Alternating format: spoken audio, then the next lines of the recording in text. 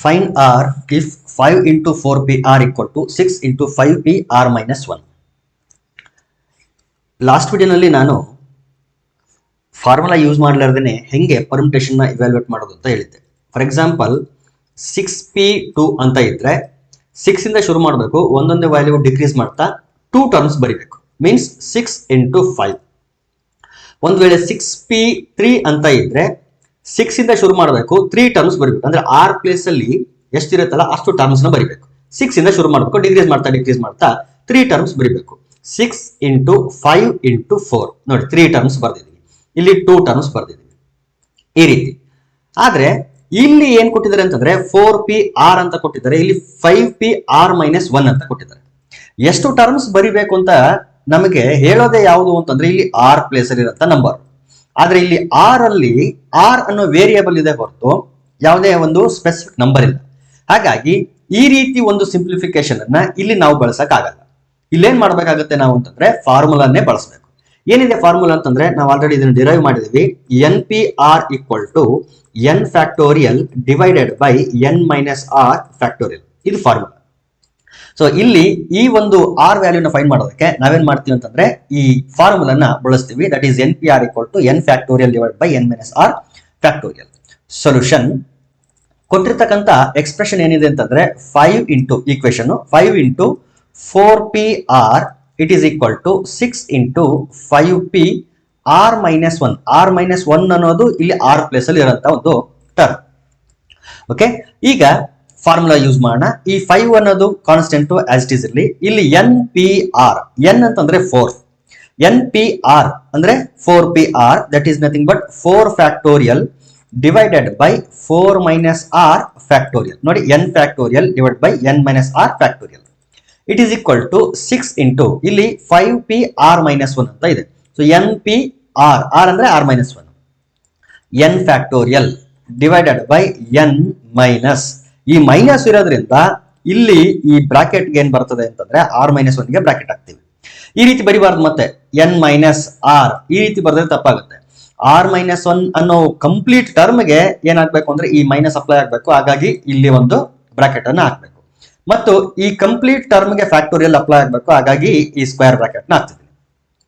ಈಗ ಅಬ್ಸರ್ವ್ ಮಾಡಿ, 5 into 4 factorial ಅಂತಂದ್ರೆ we can write as 5 factorial. 5 into 4 factorial ಅನ್ನ 5 ಫ್ಯಾಕ್ಟೋರಿಯಲ್ ಅಂತ ಬರಿಬಹುದು, ಬಿಕಾಸ್ 5 ಇಂಟು 4 ಫ್ಯಾಕ್ಟೋರಿಯಲ್ ಇದೆ. 5 ಇಂಟು 4 ಫ್ಯಾಕ್ಟೋರಿಯಲ್ ಅಂತಂದ್ರೆ 4 ಇಂಟು 3 ಇಂಟು 2 ಇಂಟು 1. ಈಗ ಕಂಪ್ಲೀಟ್ ಆಗಿ ಇಷ್ಟು ಎಕ್ಸ್ಪ್ರೆಷನ್ ನಾವು ಅಬ್ಸರ್ವ್ ಮಾಡಿದ್ರೆ 5 into 4 into 3 into 2 into 1 is nothing but 5 factorial. Therefore 5 into 4 factorial can be written as 5 factorial divided by 4 minus r factorial as it is early, and it is equal to ಇಲ್ಲೂ ಅಷ್ಟೇನೆ 6 into 5 factorial ಅನ್ನ 6 factorial ಅಂತ ಬರಿಬಹುದು. ಆದ್ರೆ ನಾನು ಇಲ್ಲಿ 6 factorial ಅಂತ ಬರೆಯಲ್ಲ, ಇದನ್ನ as it is ಹಿಂಗೆ ಬರೀತೀನಿ 6 into 5 ಫ್ಯಾಕ್ಟೋರಿಯಲ್ ಅಂತ. ಯಾಕೆ ಅಂತಂದ್ರೆ ಇಲ್ಲಿ 5 ಫ್ಯಾಕ್ಟೋರಿಯಲ್ ಇದೆ, ಇಲ್ಲೂ 5 ಫ್ಯಾಕ್ಟೋರಿಯಲ್ ಇದೆ, ಎರಡೂ ಕೂಡ ಕ್ಯಾನ್ಸಲ್ ಆಗುತ್ತೆ. ಹಾಗಾಗಿ ಇದನ್ನ 6 ಫ್ಯಾಕ್ಟೋರಿಯಲ್ ಅಂತ ಬರೆಯೋ ಬದಲಿಗೆ 6 ಇಂಟು 5 ಫ್ಯಾಕ್ಟೋರಿಯಲ್ ಅಂತ ಬರೆದ್ರೆ ನಮಗೆ ಅನುಕೂಲ ಆಗ್ತದೆ. ಈಗ ಮೈನಸ್ ಅನ್ನ ಒಳಗಡೆ ಮಲ್ಟಿಪ್ಲೈ ಮಾಡ್ಕೊಳ್ಳೋಣ. Minus into plus minus, minus into minus plus 1 factorial ಹೊರಗಡೆ ಇದೆ. ಓಕೆ, ನಾವು cancel this 5 factorial on both side. Numerator ಅಲ್ಲಿ 1 ಮಾತ್ರ ಇದೆ, ಡಿನಾಮಿನೇಟರ್ ಅಲ್ಲಿ 4 minus R factorial it is equal to 6 divided by 5 plus 1 6 minus R factorial. ಈಗ 4 minus R factorial ಮತ್ತು 6 minus R factorial ಈ ಎರಡು ಟರ್ಮ್ಗಳಲ್ಲಿ ಯಾವ್ದಾದ್ರು ಒಂದನ್ನ ನಾವೇನ್ ಮಾಡ್ಬೇಕು ಅಂದ್ರೆ ಎಕ್ಸ್ಪ್ಯಾಂಡ್ ಮಾಡ್ಬೇಕು. ಎಕ್ಸ್ಪ್ಯಾಂಡ್ ಅಂತಂದ್ರೆ ಒಂದೊಂದೇ ಟರ್ಮ್ ಅನ್ನ ಡಿಕ್ರೀಸ್ ಮಾಡ್ತಾ ಹೋಗೋದು ಅಂತ. ನೋಡಿ, ಈಗ 5 ಫ್ಯಾಕ್ಟೋರಿಯಲ್ ಅನ್ನ ಎಕ್ಸ್ಪ್ಯಾಂಡ್ ಮಾಡಿ ಅಂತಂದ್ರೆ ಅರ್ಥ ನಾನ್ ಬಳಸ್ತಾ ಇರೋಂತ ಟರ್ಮ್ ಇದು. ಇನ್ನು ಎಕ್ಸ್ಪ್ಯಾಂಡ್ ಮಾಡೋದು ಅಂತಂದ್ರೆ ನಾನ್ ಬಳಸ್ತಾ ಇರೋಂತ ವರ್ಡ್. ನನ್ನ ಪ್ರಕಾರ 5 ಫ್ಯಾಕ್ಟೋರಿಯಲ್ ಅನ್ನು ಎಕ್ಸ್ಪ್ಯಾಂಡ್ ಮಾಡೋದು ಅಂತಂದ್ರೆ 5 ಇಂಟು 4 ಇಂಟು 3 ಇಂಟು 2 ಇಂಟು 1 ಈ ರೀತಿ ಬರೆಯೋದು ಅಂತ ಅರ್ಥ ಅಷ್ಟೇ. ಓಕೆ, ಅದನ್ನ ಬೇರೆ ತರ ನೀವು ಅರ್ಥ ಮಾಡ್ಕೊಳ್ಬಾರ್ದು ಮತ್ತೆ ಎಕ್ಸ್ಪ್ಯಾಂಡ್ ಮಾಡೋದು ಅಂತಂದ್ರೆ. ರೈಟ್, ಈಗ 4 ಮೈನಸ್ ಆರ್ ಫ್ಯಾಕ್ಟೋರಿಯಲ್ ನ ಎಕ್ಸ್ಪ್ಯಾಂಡ್ ಮಾಡೋದ ಅಥವಾ 6 ಮೈನಸ್ ಆರ್ ಫ್ಯಾಕ್ಟೋರಿಯಲ್ ನ ಎಕ್ಸ್ಪ್ಯಾಂಡ್ ಮಾಡೋದ ಅಂತಂದ್ರೆ ಯೂಶುವಲಿ ಫ್ಯಾಕ್ಟೋರಿಯಲ್ ಗಳಲ್ಲಿ ನಾವು ಯಾವ ಟರ್ಮ್ ನ ಎಕ್ಸ್ಪ್ಯಾಂಡ್ ಮಾಡ್ತೀವಿ ಅಂತಂದ್ರೆ ಯಾವ ಟರ್ಮ್ ಲಾರ್ಜರ್ ಆಗಿರ್ತದೋ, ದೊಡ್ಡ ಟರ್ಮ್ ಆಗಿರುತ್ತಲ್ಲ ಅದನ್ನ ಎಕ್ಸ್ಪ್ಯಾಂಡ್ ಮಾಡ್ತಾ ಸಣ್ಣ ಟರ್ಮ್ ಅಲ್ಲಿ ಕಾಣಿಸ್ಬೇಕು. ಆ ರೀತಿ ನಾವೇನ್ ಮಾಡ್ತೀವಿ ಅಂತಂದ್ರೆ ಎಕ್ಸ್ಪ್ಯಾಂಡ್ ಮಾಡ್ತೀವಿ. For example 6 factorial divided by 3 factorial ಅಂತಿದೆ ಅಂತ ಅನ್ಕೊಳ್ರಿ. ಇವೆರಡರಲ್ಲಿ ಯಾವುದು ದೊಡ್ಡ ಟರ್ಮ್ ಅಂತಂದ್ರೆ 6 ಫ್ಯಾಕ್ಟೋರಿಯಲ್ ದೊಡ್ಡದು. ಹಾಗಾಗಿ 6 ಫ್ಯಾಕ್ಟೋರಿಯಲ್ ಅನ್ನ ಎಕ್ಸ್ಪ್ಯಾಂಡ್ ಮಾಡಬೇಕು. ಎಲ್ಲಿವರೆಗೆ ಅಂತಂದ್ರೆ ಈ 3 ಫ್ಯಾಕ್ಟೋರಿಯಲ್ ಕಾಣಿಸೋವರೆಗೆ. ಆ ರೀತಿ ಕಾಣಿಸ್ತು ಅಂತಂದ್ರೆ ಸಿಂಪ್ಲಿಫಿಕೇಶನ್ ನಮಗೆ ಈಸಿ ಆಗುತ್ತೆ. ಇದನ್ನ ಎಕ್ಸ್ಪ್ಯಾಂಡ್ ಮಾಡಿದ್ರೆ 6 into 5 into 4 into 3 factorial divided by 3 factorial. So ಇದು ಕ್ಯಾನ್ಸಲ್ ಆಯ್ತು.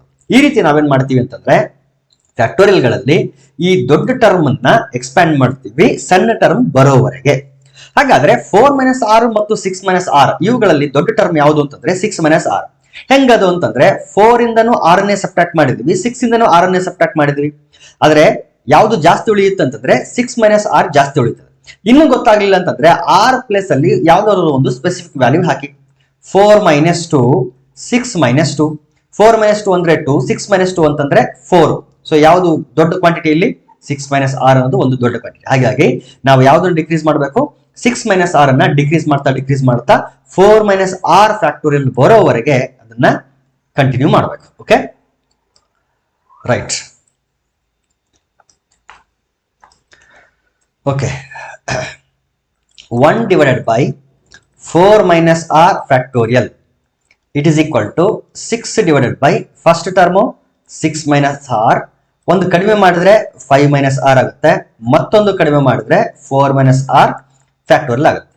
ನೋಡಿ ಇಲ್ಲಿ 6 minus r ಫ್ಯಾಕ್ಟೋರಿಯಲ್ ಇತ್ತು. ಫಸ್ಟ್ 6 minus r ಬರಿಬೇಕಾ, ಇದಕ್ಕೆ ಒಂದು ಡಿಕ್ರೀಸ್ ಮಾಡಬೇಕು, ಅಂದ್ರೆ 6 minus r ಅಲ್ಲಿ ಮತ್ತೊಂದು ಕಡಿಮೆ ಮಾಡಬೇಕು. ಮತ್ತೆ ನೆಕ್ಸ್ಟ್ ಟರ್ಮ್ ಬರಿಬೇಕು ಅಂತಂದ್ರೆ 6 minus r ಇಂಟು 6 minus 1 ಎಷ್ಟಾಯ್ತು 5 minus r ಫ್ಯಾಕ್ಟೋರಿಯಲ್. ಮತ್ತೆ 5 minus r ಇಂದ ಮತ್ತೆ ಫ್ಯಾಕ್ಟೋರಿಯಲ್ ಎಕ್ಸ್ಪೆಂಡ್ ಮಾಡಿದ್ರೆ 5 minus r as it is ಬರೆದು ನೆಕ್ಸ್ಟ್ ಟರ್ಮ್ ಒಂದು ಡಿಕ್ರೀಸ್ ಮಾಡ್ಬೇಕು, ಅಂದ್ರೆ 5 minus r ಅಲ್ಲಿ ಒಂದು ಕಡಿಮೆ ಮಾಡಬೇಕು. 5 minus 1 ಅಂತಂದ್ರೆ ಎಷ್ಟಾಗ್ತದೆ 4 minus r ಫ್ಯಾಕ್ಟೋರಿಯಲ್. ಸೊ ಈ ರೀತಿ ಡಿಕ್ರೀಸ್ ಮಾಡ್ತಾ ಹೋದಾಗ 6 minus r ಇದ್ದಿದ್ದು ನೆಕ್ಸ್ಟ್ 5 minus r ಆಗುತ್ತೆ, ನೆಕ್ಸ್ಟ್ 4 minus r ಆಗುತ್ತೆ. ಅಲ್ಲಿಗೆ ಫ್ಯಾಕ್ಟೋರಿಯಲ್ ಅನ್ನ ಸ್ಟಾಪ್ ಮಾಡ್ತೀನಿ. ಯಾಕಂದ್ರೆ left side 4 minus r factorial ಇದೆ, ರೈಟ್ ಸೈಡ್ ಕೂಡ 4 minus r ಫ್ಯಾಕ್ಟೋರಿಯಲ್. ಎರಡೂ ಕಡೆನೂ ಈ 4 minus r ಫ್ಯಾಕ್ಟೋರಿಯಲ್ ನಾವು ಕ್ಯಾನ್ಸಲ್ ಮಾಡಬಹುದು. ಹಾಗಾಗಿ ಅಲ್ಲಿಗೆ ಸ್ಟಾಪ್ ಮಾಡಿ ಈ 6 minus r ಮತ್ತು 5 minus r ಎರಡನ್ನು ಕ್ರಾಸ್ ಮಲ್ಟಿಪ್ಲೈ ಮಾಡಿಬಿಡೋಣ. ಅದು ಲೆಫ್ಟ್ ಸೈಡ್ ಬರ್ತದೆ. 6 minus r into 5 minus r it is equal to 6. ಇಲ್ಲೂ ಕೂಡ ನಿಮಗೆ ಎರಡು ಆಪ್ಷನ್ಸ್ ಇದೆ. ಒಂದು 6 minus r ಮತ್ತು 5 minus r ಅನ್ನೋದು ಎರಡು consecutive natural numbers. So product of two consecutive natural numbers is equal to 6. So 3 2s are 6 ಅಂತ ಬರ್ಕೊಂಡ್ರೆ 6 minus r ನ 3ಗೂ 5 minus r ನ 2ಗೂ ಕಂಪೇರ್ ಮಾಡಿ r ವ್ಯಾಲ್ಯೂನ ಫೈಂಡ್ ಮಾಡಬಹುದು. ಮೊದಲು ಆ ರೀತಿ ಫೈಂಡ್ ಮಾಡಿ ತೋರಿಸ್ತೀನಿ, ಆಮೇಲೆ ಕ್ವಾಡ್ರಾಟಿಕ್ ಈಕ್ವೇಷನ್ ಯೂಸ್ ಮಾಡಿ ಫೈಂಡ್ ಮಾಡೋದು ಹೆಂಗೆ ಅಂತ ತೋರಿಸ್ತೀನಿ. Okay, right. 6 minus r into 5 minus r equal to 6 ಅನ್ನ 3 2s are 6 ಅಂತ ಬರೀಬಹುದು. ನೋಡಿ, ಇದು ಎಲ್ಲಾ ಟೈಮಲ್ಲೂ ಆಗಲ್ಲ. ಈ ರೀತಿ ಯಾಕೆ ಬರೀತಿದ್ದೀನಿ ಅಂತಂದ್ರೆ ಇವುಗಳ ನೇಚರ್ ಗೊತ್ತು ನನಗೆ. 6 minus r ಮತ್ತು 5 minus r ಅನ್ನೋದು ಕಾನ್ಸಿಕ್ಯೂಟಿವ್ ನ್ಯಾಚುರಲ್ ನಂಬರ್ಸ್ ಮತ್ತು ಪ್ರಾಡಕ್ಟ್ ಅಲ್ಲಿ ಇದೆ.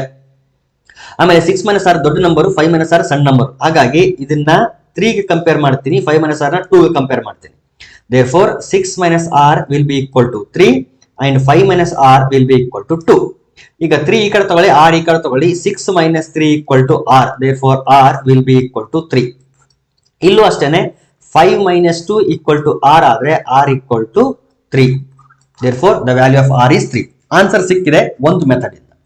ಈಗ ಇನ್ನೊಂದು ಮೆಥಡ್ ಅನ್ನ ಅಪ್ಲೈ ಮಾಡೋಣ. ಇದಾದ್ರೂ ಯೂಸ್ ಮಾಡಬಹುದು, ಅಥವಾ ಈ ಸ್ಟೆಪ್ ಇಂದಾನೆ ಕ್ವಾಡ್ರಾಟಿಕ್ ಈಕ್ವೇಷನ್ ಅಪ್ಲೈ ಮಾಡಬಹುದು.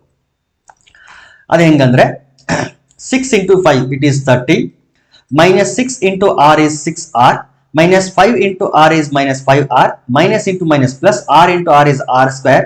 6 ಈ ಕಡೆ ತಗೊಂಡ್ಬಿಡ್ರಿ, minus 6 ಆಯ್ತು, ಇಟ್ ಇಸ್ ಈಕ್ವಲ್ ಟು 0. ಈಗ ಕ್ವಾಡ್ರಾಟಿಕ್ ಈಕ್ವೇಷನ್ ಸ್ಟ್ಯಾಂಡರ್ಡ್ ಫಾರ್ಮಿಗೆ ಬರೆದ್ರೆ r square minus 6r minus 5r ಅಂದ್ರೆ minus 11r, 30 minus 6 ಅಂತಂದ್ರೆ plus 24 equal to 0. ಈಗ ಮಲ್ಟಿಪ್ಲೈ ಮಾಡಿದ್ರೆ 24 ಬರಬೇಕು, ಅಡಿಷನ್ ಅಥವಾ ಸಬ್ಟ್ರಾಕ್ಷನ್ ಮಾಡಿದ್ರೆ 11 ಬರಬೇಕು, minus 11 ಬರಬೇಕು. 8 3s are 24, ಹೌದಾ? 8 3s are 24, 8 ಮತ್ತು 3 ನ ಆಡ್ ಮಾಡಿದ್ರೆ 11, minus 8 minus 3 ತಗೊಂಡ್ಬಿಟ್ರೆ minus 11 ಬಂದ್ಬಿಡ್ತದೆ. r square minus 8r minus 3r plus 24 equal to 0. ಈಗ ಇವೆರಡರಿಂದ r ಕಾಮನ್ ತೆಗಿರಿ, r minus 8 ಉಳಿತು. ಇವೆರಡರಿಂದ minus 3 ಕಾಮನ್ ತೆಗಿರಿ, r minus 8 ಮತ್ತೊಮ್ಮೆ ಬ್ರಾಕೆಟ್ ಅಲ್ಲಿ ಉಳಿತು, it is equal to 0. Again r minus 8 is common. inside the bracket we get r minus 3 and it is equal to 0. Product of two real numbers is equal to 0. This happens only when r minus 8 is 0 or r minus 3 equal to 0. If r minus 8 is 0, then r will be equal to 8. If r minus 3 is 0, then r will be equal to 3. ಹಾಗಾದ್ರೆ ಎರಡರಲ್ಲಿ ಯಾವುದನ್ನ reject ಮಾಡಬೇಕು ಯಾವುದನ್ನ accept ಮಾಡಬೇಕು ಅಂತಂದ್ರೆ that depends on the value of n. ಇಲ್ಲಿ n ನ value ಎಷ್ಟಿದೆ ಅಂತಂದ್ರೆ ಇಲ್ಲಿ 4 ಇದೆ. r should be less than or equal to 4. ಹಾಗಾಗಿ r cannot be equal to 8 as n is here we have 4. Therefore r equal to 3 is accepted and r equal to 8 is rejected. Okay, similar question. ಇಲ್ಲಿ ನಾನು ಜಾಸ್ತಿ explanation ಕೊಡಕ್ಕೆ ಹೋಗಲ್ಲ, ಅಲ್ಲೇನ್ ಮಾಡಿದ್ನಲ್ಲ ಅದನ್ನ direct ಆಗಿ ಇಲ್ಲಿ ಅಪ್ಲೈ ಮಾಡ್ತಾ ಹೋಗ್ತೀನಿ. Okay, right. ಸೊಲ್ಯೂಷನ್ ಅದರಲ್ಲಿ ಫಸ್ಟ್ ಪ್ರಾಬ್ಲಮ್ ತಗೋಣ. 5pr equal to 2 into 6pr minus 1. 5pr 5 factorial divided by 5 minus r factorial, it is equal to 2 into 6 factorial divided by 6 minus in bracket r minus 1 again factorial. Now 5 factorial divided by 5 minus r factorial, it is equal to 2 into 6 factorial can be written as 6 into 5 factorial divided by, now minus na ಒಳಗಡೆ multiply ಮಾಡ್ಕೊಂಡ್ರೆ 6 minus r plus 1 factorial. 5 factorial gets cancelled. In the numerator we have 1 divided by 5 minus r factorial and it is equal to 6 to the 12 divided by 6 plus 1, it is 7 minus r factorial. ಈಗ 5 minus r ಮತ್ತು 7 minus r ಅಲ್ಲಿ ದೊಡ್ಡ number 7 minus r, ಈ 7 minus r ಅನ್ನ ನಾನು ಏನು ಮಾಡ್ತೀನಿ ಅಂತಂದ್ರೆ ಎಕ್ಸ್ಪ್ಯಾಂಡ್ ಮಾಡ್ತೀನಿ until we get 5 minus r factorial. Okay, 5 minus r factorial is equal to 12 divided by first term will be 7 minus r, ಒಂದು ಡಿಕ್ರೀಸ್ ಮಾಡಿದ್ರೆ 6 minus r, ಮತ್ತೊಂದು ಡಿಕ್ರೀಸ್ ಮಾಡಿದ್ರೆ 5 minus r, ಇಲ್ಲಿಗೆ ಸ್ಟಾಪ್ ಮಾಡಿ. ನಾವು cancel this 5 minus r factorial on both side. ಈಗ 7 minus r into 6 minus r ನ cross multiply ಮಾಡ್ಕೊಂಡ್ರೆ ಅದು ಲೆಫ್ಟ್ ಸೈಡ್ ಬರುತ್ತೆ. We get 7 minus r into 6 minus r, it is equal to 12. Again we know that 7 minus r into 6 minus r, these two are consecutive natural numbers and product of consecutive natural numbers is equal to 12. ಹಾಗಾದ್ರೆ ಯಾವ ಎರಡು consecutive natural number ಗಳನ್ನ multiply ಮಾಡಿದ್ರೆ 12 ಬರುತ್ತೆ ಅಂತಂದ್ರೆ 4 3s are 12. ಇದು ಒಂದು method ಇಂದ ನಾನು ನಿಮ್ಗೆ ಹೇಳ್ತಾ ಇರೋದು. 7 minus r into 6 minus r equal to 4 3s are 12. ಬಹಳಷ್ಟು ಜನ ಇದನ್ನ ಅಕ್ಸೆಪ್ಟ್ ಮಾಡ್ಕೊಳ್ಳಲ್ಲ, ಈ ಮೆಥಡ್ ತಪ್ಪು ಅನ್ನೋ ತರ ಹೇಳ್ತಾರೆ. No, it is correct. ಯಾವಾಗ ನಮಗೆ ನೇಚರ್ ಗೊತ್ತಿರುತ್ತಲ್ಲ ಆಗ ನಾವು ಈ ರೀತಿ ಕಂಪೇರ್ ಮಾಡಬಹುದು. ಓಕೆ, ಈಗ 7 minus r ಅನ್ನ 4 ಜೊತೆ ಕಂಪೇರ್ ಮಾಡಿ, ಯಾಕಂದ್ರೆ ದೊಡ್ಡ ನಂಬರ್ ಜೊತೆನೂ ಸಣ್ಣ ನಂಬರ್ ಜೊತೆನೂ ಕಂಪೇರ್ ಮಾಡ್ಬೇಕು ನಾವು. 7 minus r equal to 4 and similarly 6 minus r equal to 3. ಈ ರೀತಿ ಕಂಪೇರ್ ಮಾಡಿದಾಗ r ಸ್ಪೆಸಿಫಿಕ್ ಆಗಿ ಯಾವ ವ್ಯಾಲ್ಯೂ ಬರಬೇಕು ಅದೇ ವ್ಯಾಲ್ಯೂ ಬರುತ್ತೆ. ಕ್ವಾಡ್ರಾಟಿಕ್ ಈಕ್ವೇಷನ್ ನಾವೇನಾದ್ರೂ ಅಪ್ಲೈ ಮಾಡಿದ್ವಿ ಅಂತಂದ್ರೆ ಅಲ್ಲಿ ಒಂದು ಅಕ್ಸೆಪ್ಟಬಲ್ ವ್ಯಾಲ್ಯೂ ಇರುತ್ತೆ, ಇನ್ನೊಂದು ರಿಜೆಕ್ಟ್ ಮಾಡಬೇಕಾದಂತ ವ್ಯಾಲ್ಯೂ ಇರುತ್ತೆ. ಅದು depending on the value of n ನಾವೇನ್ ಮಾಡ್ಬೇಕು ಅಂತಂದ್ರೆ ಯಾವ್ದನ್ನ ಅಕ್ಸೆಪ್ಟ್ ಮಾಡಬೇಕು ಯಾವ್ದನ್ನ ರಿಜೆಕ್ಟ್ ಮಾಡ್ಬೇಕು ಅಂತ ನಾವು ಡಿಸೈಡ್ ಮಾಡಬೇಕು. Okay, right. r right side ತಗೊಳ್ರಿ, 4 ಲೆಫ್ಟ್ ಸೈಡ್ ಬಂದ್ರೆ 7 minus 4 equal to r, therefore r will be equal to 3. ಇಲ್ಲೂ ಕೂಡ ನಿಮಗೆ 6 minus 3 equal to r ಆದ್ರೆ r equal to 3. ಸೊ ಎರಡು ಸಿಚುವೇಶನ್ಸ್ ಅಲ್ಲಿ ನಿಮಗೆ ಸ್ಪೆಸಿಫಿಕ್ ಆಗಿ ಯಾವ ವ್ಯಾಲ್ಯೂ ಬೇಕು ಅದೇ ವ್ಯಾಲ್ಯೂ ಬಂದ್ಬಿಡ್ತದೆ ಈ ರೀತಿ ಮಾಡಿದಾಗ. Okay, right. r ವ್ಯಾಲ್ಯೂ ನಮಗೆ ಸಿಕ್ಕಿದೆ. ಇದು ಒಂದು ಮೆಥಡ್ ಇಂದ. ಇನ್ನೊಂದು ಮೆಥಡ್ ಇಂದ ಮಾಡೋದಾದ್ರೆ ಯಾವ ಮೆಥಡ್ ಅಂತಂದ್ರೆ quadratic equation. Usually maximum students ಆಗಲಿ ಟೀಚರ್ಸ್ ಆಗಲಿ ಬಳಸೋದು ಈ ಕ್ವಾಡ್ರಾಟಿಕ್ ಈಕ್ವೇಷನ್ ಮೆಥಡ್. ಅದನ್ನು ಕೂಡ ಹೇಳ್ತೀನಿ.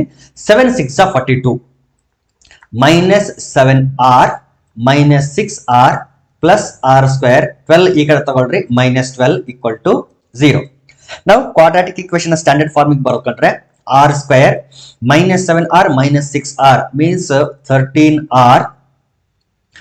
42 ನಲ್ಲಿ 12 ಸಬ್ಟ್ರಾಕ್ಟ್ ಮಾಡಿದ್ರೆ ಪ್ಲಸ್ 30 equal to 0. ಈಗ 30 ಬರಬೇಕು ಅಂತಂದ್ರೆ 10 3s are 30 ಅಂತ ಬರಿಬಹುದು. minus 13 ಬೇಕು ಅಂದ್ರೆ minus 10 minus 3 ಮಾಡಿ minus 13 ಬರ್ತದೆ. therefore r square minus 10r minus 3r plus 30 equal to 0. Now take r as a common factor from these two terms. We get r minus 10 Similarly, take minus 3 as a common factor. Again, we get r minus 10 equal to 0. Now, take r minus 10 as a common factor.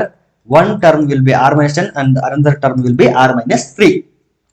Product of two real numbers is equal to 0. This implies r minus 10 is equal to 0 or r minus 3 is equal to 0. When r minus 10 is equal to 0, then r will be equal to 10. When r minus 3 is equal to 0, then r will be equal to 3. Since the value of n is 5, the value of r should be less than or equal to 5. Therefore, r cannot be equal to 10. Therefore, r equal to 10 is rejected and r equal to 3 is accepted. Okay? ಇದು ಇಲ್ಲಿ first ಕ್ವಶನ್ಗೆ solution ಆಯಿತು. Same ಇದೇ ರೀತಿ ಮತ್ತೊಂದು question ಇದೆ, ಅದನ್ನು ಕೂಡ ಸಾಲ್ವ್ ಮಾಡೋಣ. Okay,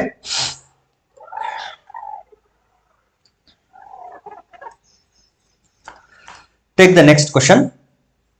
Second one, 5pr equal to 6pr minus 1.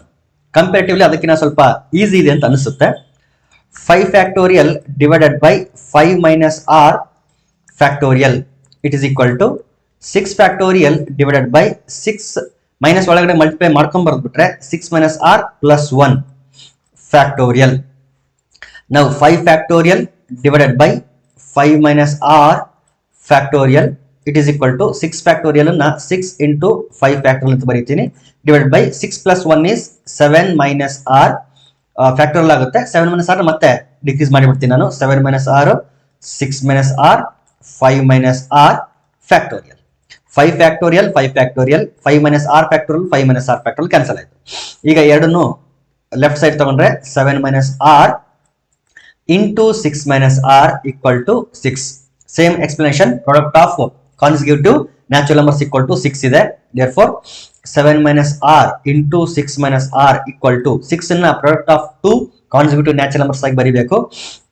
3 2s are 6. So 7 minus r equal to 3 and 6 minus r will be equal to 2.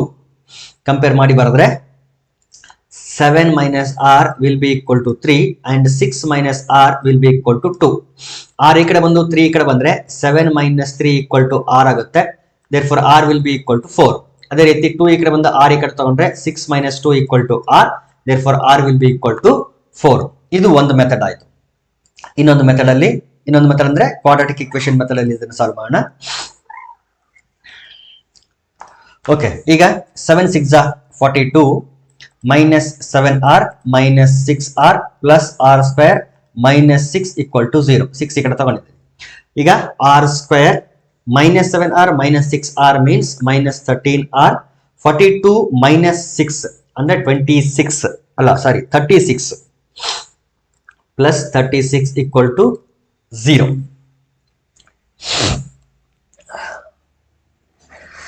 Okay,